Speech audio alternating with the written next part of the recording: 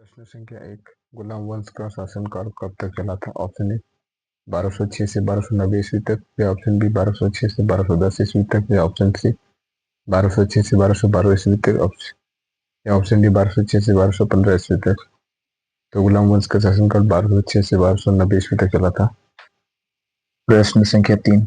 गुलाम वंश, जिसे मामलुक वंश के नाम से भी जाना जाता है, इसकी स्थापना किसने की थी? तो option A Qutbuddin Aibak, option B Iltutmish, option C Razia Sultan, option D Ali Gauhar. तो गुलाम वंश की स्थापना कुतुबुद्दीन ऐबक ने किया था। संख्या 4। कुतुबुद्दीन ऐबक ने गुलाम वंश की स्थापना किस वर्ष की थी? ऑप्शन ए 1205 ईस्वी, ऑप्शन बी 1206 ईस्वी, ऑप्शन सी 1207 ईस्वी, ऑप्शन डी 1208 ईस्वी। तो कुतुबुद्दीन ऐबक ने गुलाम वंश की स्थापना 1206 ईस्वी को किया था।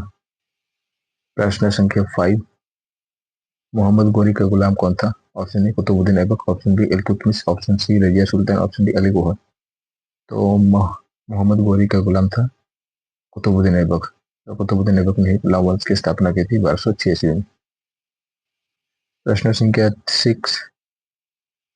मोहम्मद गोरी के समय दिल्ली का गवर्नर कौन था? Option A Iltutmish, option B Mohammad Ghazni, option C Qutbuddin Aibak, option C Jalaluddin.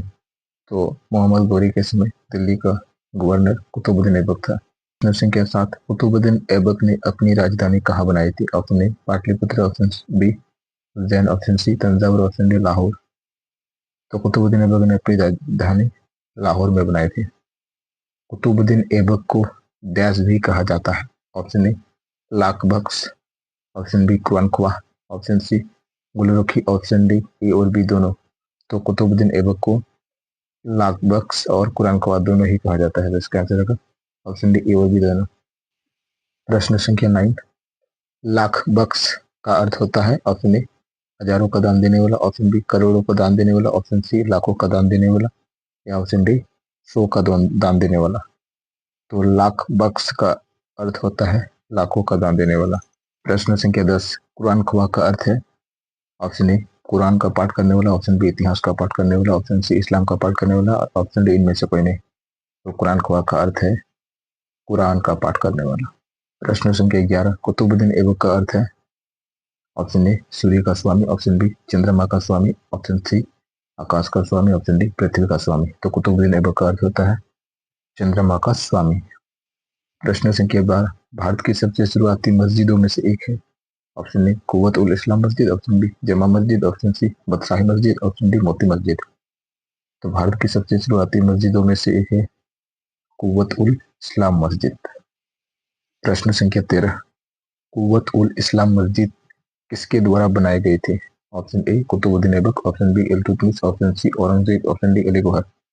तो कुव्वत उल इस्लाम मस्जिद कुतुबुद्दीन ऐबक के द्वारा बनाए गए थे। प्रश्न संख्या 14।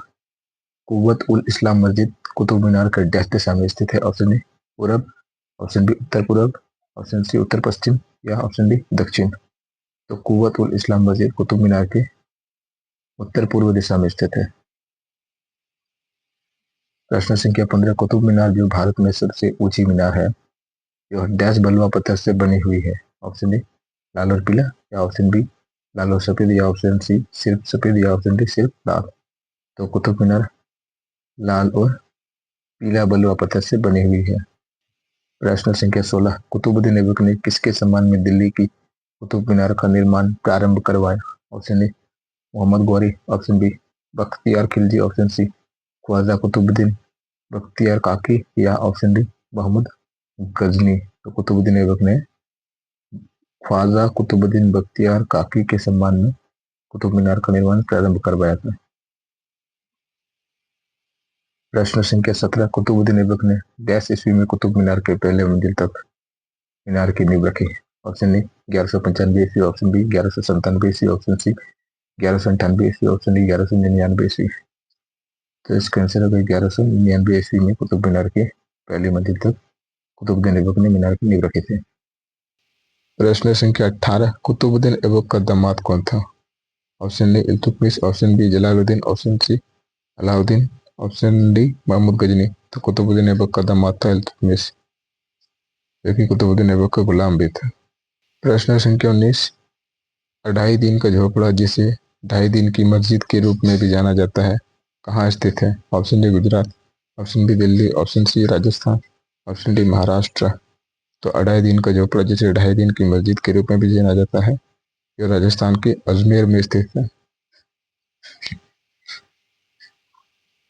प्रश्न संख्या 20 अलाउद्दीन का झोपड़ा, जिसे 2.5 दिन की मस्जिद भी कहा जाता है, इसका निर्माण किसने करवाया था? Option A Iltutmish, option B Qutbuddin Aibak, option C Mohammad Ghori, option D Mahmud Ghazni. तो 2.5 दिन की झोपड़ा का निर्माण कुतुबुद्दीन ऐबक ने करवाया था। प्रश्न संख्या 21 कुतुबुद्दीन ऐबक ने 88 ईस्वी में ऐतिहासिक मस्जिद 2.5 दिन का झोपड़ा का निर्माण करवाया था। ऑप्शन ए 1195 ईस्वी, ऑप्शन बी 1196 ईस्वी, ऑप्शन सी 1197 ईस्वी, ऑप्शन डी 1199 ईस्वी। तो कुतुबुद्दीन ऐबक ने ऐतिहासिक मस्जिद 2.5 दिन का झोपड़ा का निर्माण 1199 ईस्वी में करवाया था।